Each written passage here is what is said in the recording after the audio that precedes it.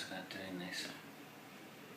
Why? I don't really like talking about myself. It ties in with when I was making decisions about how I wanted to make my artwork. I realised that I love to paint, but I didn't want to paint all the time. I wanted an alternative to painting so that I could make artwork that suited my mood on any particular day.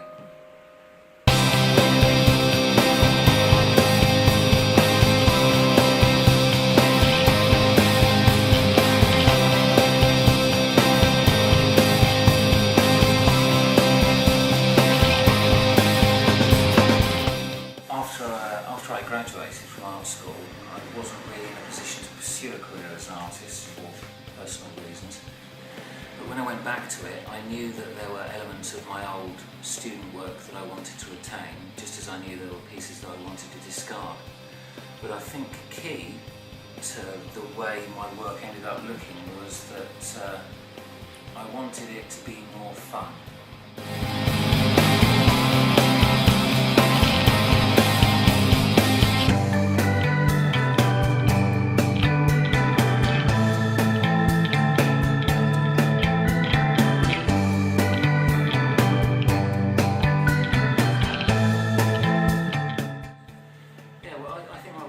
Nostalgia really, and memories, and making sure those things that have had an impact on me during my life are not forgotten.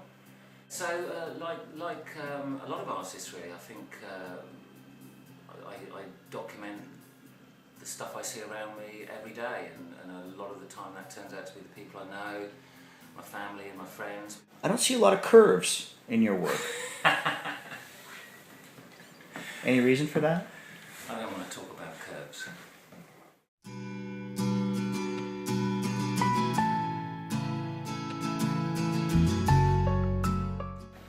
Influences.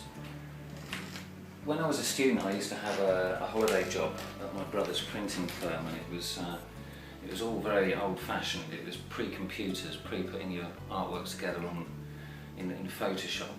So all the text elements you would align by eye on a grid and a light table, and if you wanted a line, you'd draw it with a pen.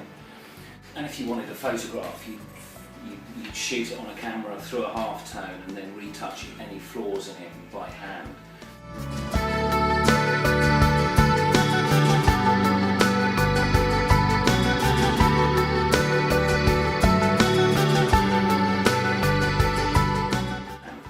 And the inevitable result of that was that you got this slightly flawed final product, and I just really love the aesthetic of that. I think it's beautiful, and I guess I try and imitate and exaggerate that in my work.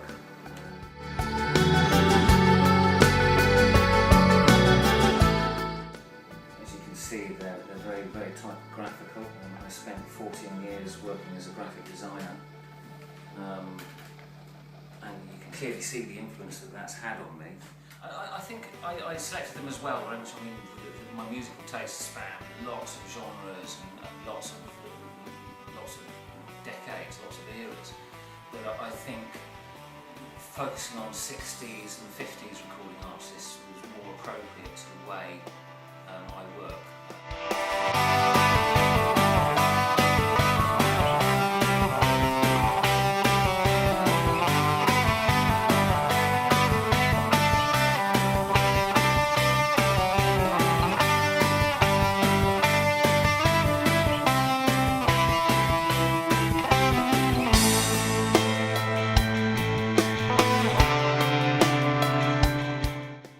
Interesting to explore why they look like they do than how I make them look like they do, because I think that's more significant.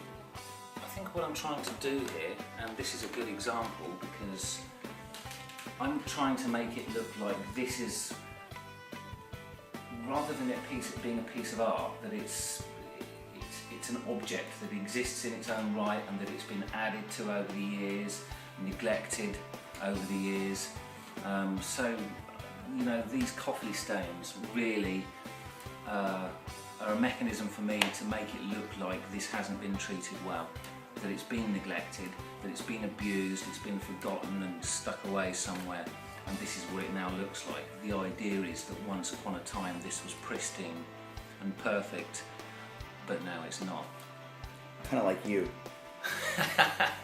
Yeah, very like me.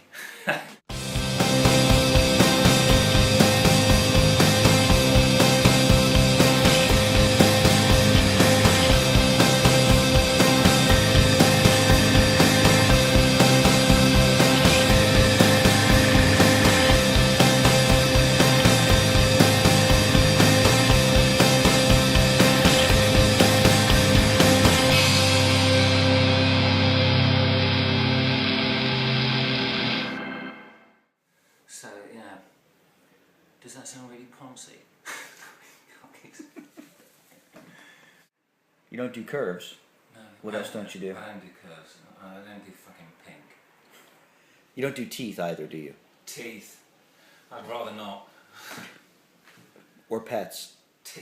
No, okay, right, you want an exhaustive list. I don't do pets, I don't do cars, I'd rather not do teeth.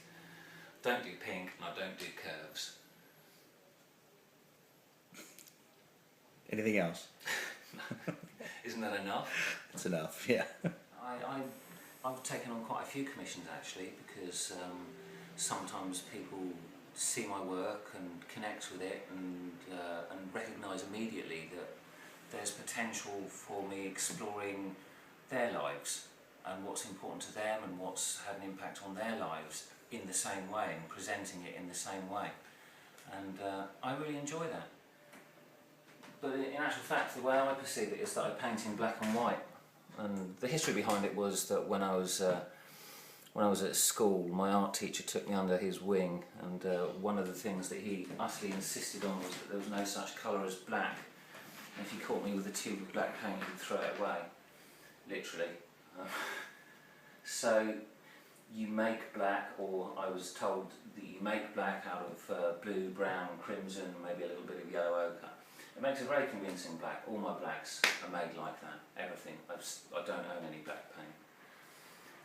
The thing with that is that when you mix it with whites and other colours, because it's not actually black, you get these, what I think are beautiful greens and blues and that whole kind of spectrum from there. But they're greys really. So yeah, I'm painting in black and white, and it's part of the retro feel that I want in my work.